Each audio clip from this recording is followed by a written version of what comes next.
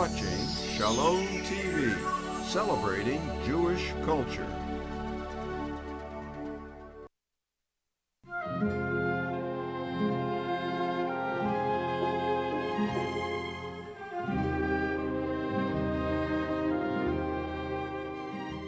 Welcome to another in our series, Jewish 101, a series for anyone who wants to learn more about all things Jewish, especially about the Jewish tradition, the thinking and the way of living that characterizes Jewish life. And whether you're someone within the Jewish community who is trying to understand more about your own tradition, whether you're someone who may be thinking of converting or in the process of converting to Judaism, and you're studying all about the Jewish tradition, whether you're simply someone who's interested in learning more about Judaism and the Jewish way of life that is the basis of your own religious tradition, or whether you're simply someone who's interested in learning about Jewish. This series, Jewish 101, is for you. I'm Mark Golub. And over the past few sessions of Jewish 101, we've tried to define what is a Jew, namely a member of a family, and that this Jewish family has at its core a sense of Torah. And part of what we're trying to do is understand what the word Torah means. In English, by the way, the word for Torah is Judaism. Torah does not mean Judaism, but the equivalent of, in English, of what Torah means in Hebrew is Judaism. The word Torah in general talks about the totality of Jewish life. First, a way of viewing the world, a mentality. A Jewish mentality is called a sense of Torah. And then there is also a style of living, a way the Jewish community expresses itself both in terms of values and in terms of a sense of community. Shared mitzvot, shared commandments, shared activities, shared holiday observances that bind a Jew to another Jew and create a sense of community. That is Torah. And one of the things that always concerns me is that sometimes people who don't know a lot about Torah, they hear the word Torah and they assume it's an Orthodox Jewish word. And most people who associate the word Torah with Judaism think of very observant and ritual Jewishness. And the truth is, Torah is a much broader word. And it begins again with a way of embracing life, a philosophy of life. All religious traditions are an attempt to help individuals interact with and become comfortable with the world around them. Every philosophy, every religious tradition is a way to help us understand who we are in this complex, confusing, sometimes painful world. And the Jewish tradition is just that, an attempt to explain to us who we are, what life is all about, and what we hope to achieve with our time on earth. That is Torah. And we've tried to explain again that there's this Jewish family with a sense of Torah. Not every individual Jew is involved with Torah, but the Jewish community, the Jewish people, is characterized by, their personality is driven by this sense of Torah, and that the word Torah reflects a wide variety of styles, but a very wonderful mindset which most Jews, especially Jews who understand Jewishness, share. Now that's what we've been doing on the first couple of sessions. On this session of Jewish 101, I think it might be helpful to actually define what the Torah is. People have heard the term the Torah. I think many of you may know the Torah is the 5 books of Moses. But beyond that, what is the Torah, and how does Torah in some way expand the Torah? So let's begin first with a brief discussion of the Torah. And what you see on your screen right now is the sanctuary, the main room of a synagogue in Connecticut, Temple Bethel. And as the camera moves in on the bima, the stage in the front of the room, you see the Ark, the Aron Kodesh, as it's called in Hebrew, with all of the Torah scrolls, the Torot, inside the Ark. Above the Ark is the eternal light, the Ner Tamid, which literally means the always candle. The Ner Tamid reminds us of the menorah, the light that burned in the temple in Jerusalem as a symbol of God's eternal presence. So every synagogue has a Ner Tamid over the Aron Kodesh, an eternal light over the Ark. And inside the Ark is one or more Torah scrolls. And what you see on your screen right now is called a Sefer Torah. When a Torah is written on parchment and wrapped around two wooden rollers and read in a synagogue, it is called a Sefer Torah. The word Sefer literally means book. The term Sefer Torah refers to what you see right here, the Torah in a scroll form. This is the Sefer Torah. And the Torah is dressed beautifully. There is a cloth cover on the Torah. There is a breastplate, usually a silver breastplate, that evokes memories of the high priest who wore a breastplate himself. There's a silver yad. It doesn't have to be silver. It can be made, for example, out of acacia wood, as many of the pointers are made in Israel. But in a synagogue, you'll often see a silver pointer with a hand at the end of the pointer. And since the word for hand in Hebrew is yad, the pointer is called in Hebrew a yad. And the idea is that one does not touch the Torah itself, the actual inside parchment of the Torah itself, with one's finger. On the one hand, it is a sign of respect not to touch the inside of the Torah.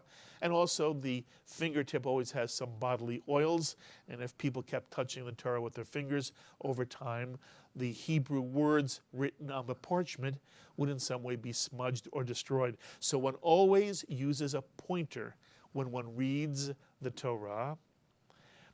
And there's also a crown or crowns on the top of the Torah, very often with bells. And these bells herald the coming of the Torah as it is walked around the congregation before it is read on a Shabbat. And this is what the Torah looks like, covered with a breastplate and a yad and crown or crowns.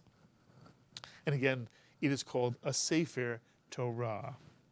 And what you see that I'm holding right now is a miniature Torah, a miniature Sefer Torah.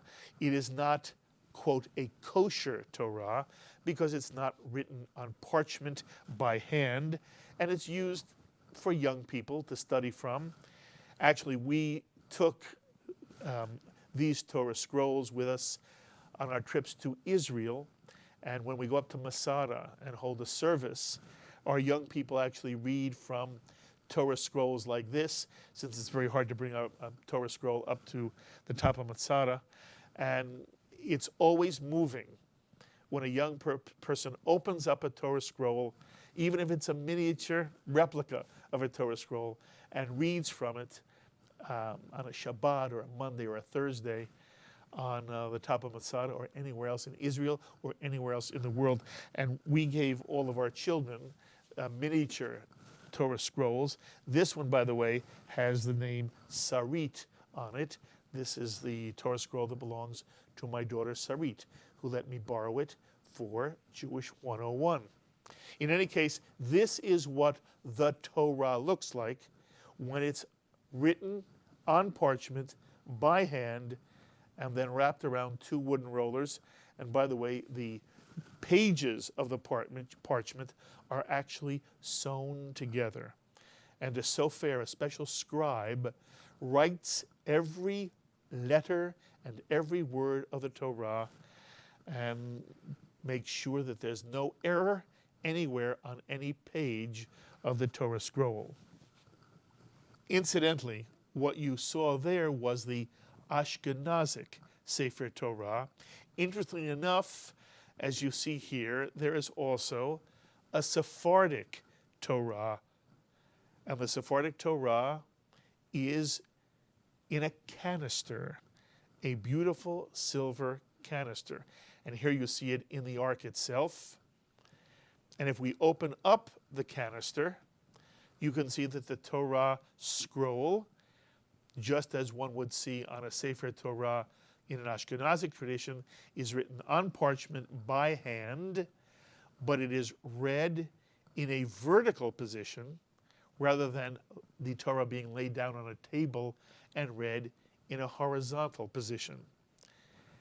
And if you've ever been at the Western Wall in Jerusalem on a Monday or Thursday or Shabbat, when people bring Torah scrolls to be able to read and become bar mitzvah, perhaps at the Kotel at the Western Wall, you will see at different tables some communities with the Sephardic canister Torah, and you'll also see Torah scrolls which are the Sefer Torah from the Ashkenazic tradition. And it's really wonderful now to be able to walk among the tables and see the various traditions being celebrated with both forms of the Sefer Torah at the same time. But what you're seeing here is the Sefer Torah. Again, Sefer means book. The word Torah, incidentally, means law or teaching. Torah. Some of you may have gone to a Talmud Torah or a day school, and you know you called any female teacher Morah. A male teacher was called a Moreh. Moreh, Morah, Torah, all having to do with teacher and teaching. A Sefer Torah, however, is the Torah when it's in a scroll form. When one studies the Torah outside of a synagogue, one is not in a service where one is reading the Torah as part of, for example, a Shabbat morning or Shabbat afternoon service. When one studies the Torah, one tends not to use a Sefer Torah, but a book with the Torah in it. And so, for example, here you see a sample of what a Torah in a book form looks like. And here I'm holding the same book in my hand. When the Torah is in a book form, it has a different name. The name for the Torah in a book form is called a Chumash. And Chumash is a word derived from the Hebrew word for 5. The Hebrew word for 5 is Chamesh. And when a Torah is in a book form, when you study it in a school, when you study it in a group, when you study it on your own, the Torah is called a Chumash. Sefer Torah when it's a scroll in a synagogue, Chumash when it's in a book form for personal study. And the Sefer Torah in a synagogue is read 3 days a week. It's read on Monday and Thursday, brief sections of the Torah portion of the week. Monday and Thursday used to be market days in the Jewish world, and therefore somewhere around noon, individuals would get together and read a little bit of the Torah, 3 aliyot, and then they go on back to work, Monday and Thursday. Of course, Shabbat morning is a relaxed time when the entire Torah portion is read in the synagogue, and some synagogues cut that down, but traditionally the entire Torah portion is read on Shabbat. And the Torah is also read on the afternoon of Shabbat, and on the afternoon of Shabbat, one begins to read a small portion of the succeeding week's Torah portion. So if one comes to both services on a Shabbat, morning and afternoon, one reads the entire Torah portion for that week, and then reads a little bit of the Torah portion for the week that is about to begin. And that's how the Torah is read. And then the question becomes, what's inside the Torah? We already know that the Torah is the 5 books of Moses. Do you know the 5 books of Moses in English? Here are the 5 books of Moses in English, and their names are somewhat thematic. Genesis, Exodus, Leviticus, Numbers, and Deuteronomy. Those are the 5 books of Moses in English. Genesis talks about the creation of the world and the story of the first creation of people, the first man, male and female, the wonderful, powerful, brilliant story of the Garden of Eden, which without question is the single most important story in all of Western civilization. The most critical, the most determining story in all of Western civilization is found in chapters 2 and 3 of the book of Genesis, the story of the Garden of Eden. And we'll be very soon looking at and studying the first 3 chapters of the book of Genesis, the creation of the world, and then the story of the Garden of Eden. We'll be studying that together. And then comes Abraham, Isaac, and Jacob, the patriarchs, and then comes Joseph, the beloved son of Jacob, whose name was changed to Israel in the book of Genesis, and therefore all of Israel's children are called the children of Israel. And it ends up with Joseph being sold into slavery and being by his brothers who were jealous of him, and he goes into Egypt, and he interprets the Pharaoh's dreams, and he is given a position of great power and responsibility, and ultimately he is able to gather all the corn and food necessary during a great famine that afflicts the ancient Near East, and during that time all of his brothers come down to Egypt looking for food. In the end, he is reunited with his brothers who have done teshuvah, have repented, have grown as human beings. And all of the family comes down from Canaan to live during this time of famine in a wonderful piece of Egypt called Goshen. And that's where the book of Genesis ends, as Jacob and then Joseph die. And then the stories of the patriarchs and matriarchs, the stories of the origins of the Jewish people, the Jewish family. The book of Exodus talks about the time the Israelites were slaves in Egypt for some 400 years until the man named Moses was sent by God to tell Pharaoh, "Let my people go." And the book of Exodus describes the exodus from Egypt after the 10 plagues, describes the crossing through the Red Sea, and then describes the way the children of Israel came together at the foot of Mount Sinai to receive the 10 Commandments, or what the Jewish tradition says is the entire Torah. And after the 10 Commandments are given, and then there's the incident of the golden calf is destroyed. Moses has to go back up the mountain and once again receive the tablets again, although in the tradition, this time he must actually do the writing on the stones. After the giving of the Torah and the receiving of the Torah, the rest of the book of Exodus is beautiful sets of laws, of commandments that are reflected in the Torah. The 3rd book of the Torah, Leviticus, has no narrative in it whatsoever, virtually no narrative. Rather, it's a book all about the Levites, the priests, and the sacrificial cult. And there are also laws about Jewish holidays.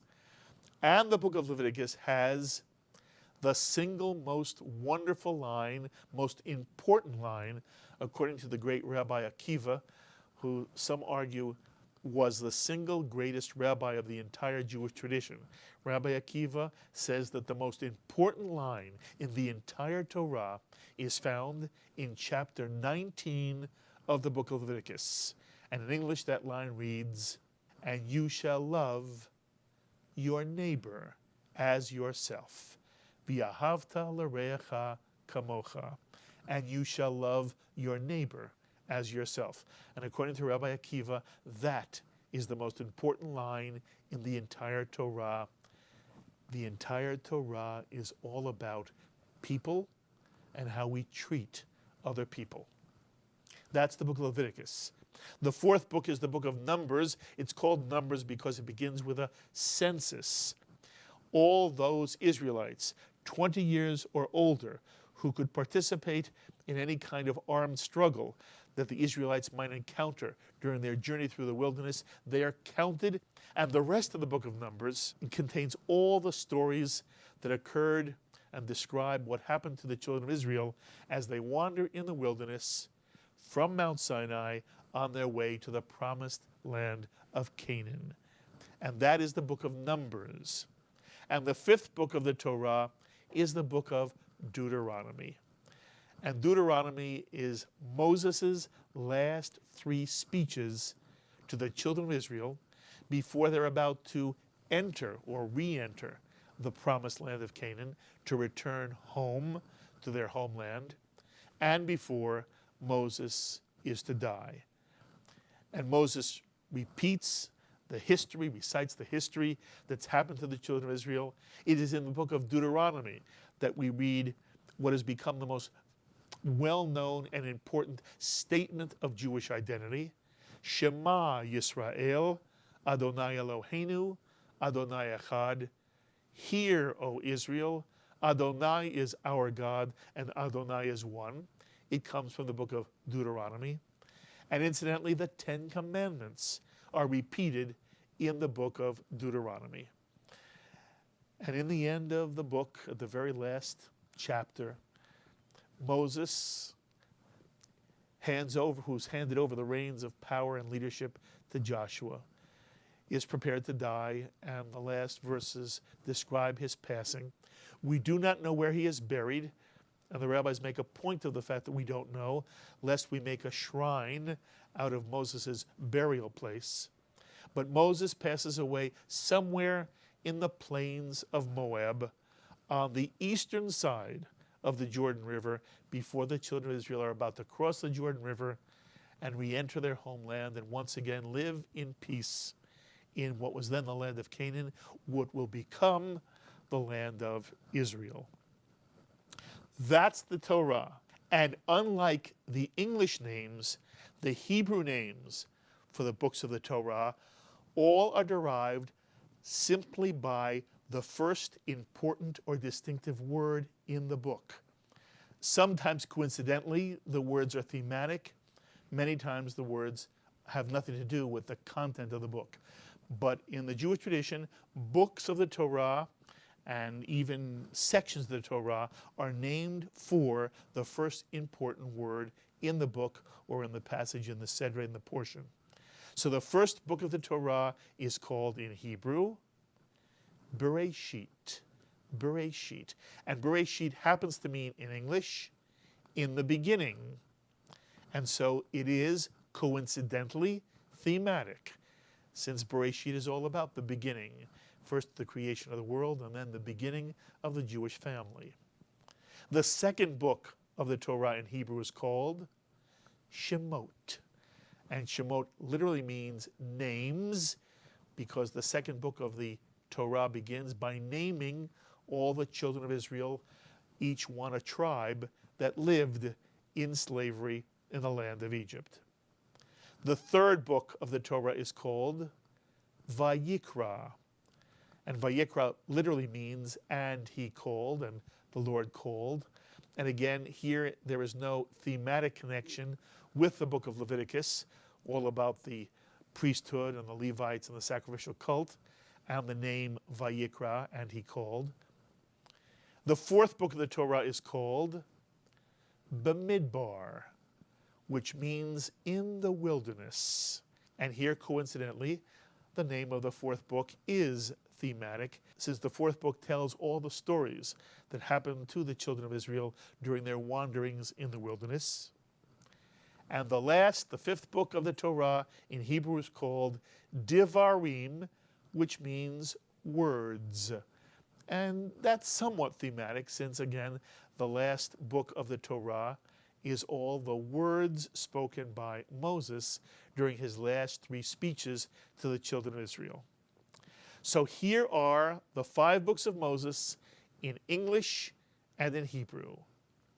Genesis, Bereshit, Exodus, Shemot, Leviticus, Vayikra, Numbers, Bamidbar, Deuteronomy, Divarim, the 5 books of Moses. Now another question for you. What is the connection between the Torah and the Jewish Bible? What's the connection between the Torah and the Bible? And many people have a very difficult time explaining what those two words, how those two words interface with each other. Many people think that the Torah is the Jewish Bible, and that's not quite correct. The Torah is in the Jewish Bible. It is not the entirety of the Jewish Bible. It is the first 5 books of the Jewish Bible. It is the first of 3 sections of the Jewish Bible. And the Jewish Bible is made up of the Torah. It's then made up of a section of books called the prophets, in Hebrew, Nevi'im. And the 3rd section of the Jewish Bible is, in English, the writings, in Hebrew, Ketuvim. And the word for the Jewish Bible is not the Old Testament. A Jew would never use the word Old Testament to describe the Jewish Bible. The Old Testament is a word used within the Christian tradition to designate the Old Testament, the Jewish Bible, as opposed to the Christian New Testament. So a Jew wouldn't use a Christian name for the Jewish Bible. What is the Jewish name for the Jewish Bible? And it is an acronym created from the first letter of each of the 3 divisions of the Jewish Bible. The T sound from the Torah, the N sound from Nevi'im, which means prophets, and the Ch sound, the Chaf sound of the word Ketuvim, the 3rd section of the Jewish Bible. And the acronym is pronounced Tanakh. Tanakh. And when you put all 3 sections into one volume, the 5 books of Moses, the prophets, and the writings, Torah, Nevi'im, Ketuvim, into one volume, you have the Tanakh, the Jewish Bible. Now, the most important part of the Jewish Bible is the Torah, the 5 books of Moses. And that's not even said strongly enough. The overwhelmingly important section of the Bible is the Torah. And we'll talk later on about the authorship of the Torah and how many people believe it comes from God, literally, directly, and other Jews believe it is in some way inspired by God, and in some way others believe it is an outpouring of human genius in response to whatever there is divine in this universe. But in some way, the Torah is at the center of Jewish life. At the center of Jewish life is the Torah, the 5 books of Moses.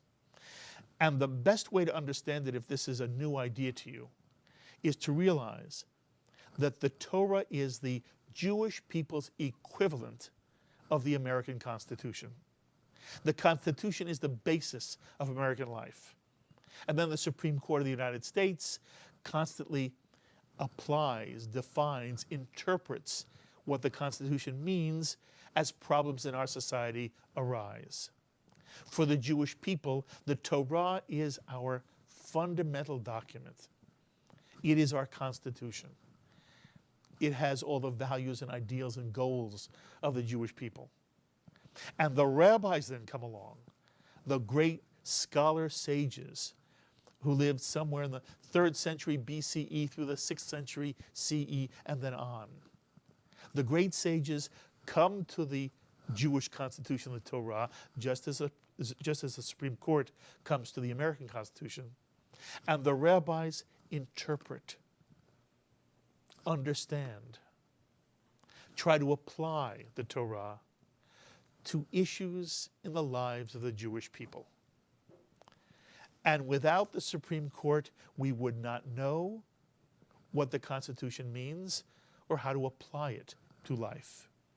And similarly, in some way even more so, without the rabbinic commentary, without the rabbinic interpretation, without the rabbinic application of the Torah, of the passages in the Torah, the stories of the Torah, the laws of the Torah, sometimes individual letters of the Torah. Without that rabbinic interpretation, there would be no ongoing Jewish life. What the Jewish tradition is all about is starting with a Chumash or a Sefer Torah, the 5 books of Moses, the bedrock of Jewish life and the foundation of Jewish tradition. But what you and I and anybody who experiences or observes Judaism really is doing is experiencing the rabbinic interpretation of this book. And the rabbinic interpretation takes the Torah and turns it into Torah. From the Torah emerges the genius of the Jewish tradition, the experience of the Jewish people, the way the Jews both understand life and live life. From the Torah to Torah. And what we are now going to embark on is a journey through Torah. What I want to do with you beginning next time is take a look at how the rabbis begin to read the key elements of this book. I want you to understand, I used this word last time, midrash, the rabbinic interpretation of the Torah, and through the rabbinic interpretation and the understanding of Torah, we will begin to understand what the Jewish tradition says it means to be a human being and to be a Jew and to create a sense of community, first for the Jewish people and then for all mankind. I hope you join me. As always, I invite you to be in touch with me. Please write me with any thoughts, comments, or questions you may have to the things you've heard here on this edition of Jewish 101. Either write me by email or write to our P.O. Box address. And so until the next time, for all of us who help bring you Jewish 101, I'm Mark Golub. Be well, my friends.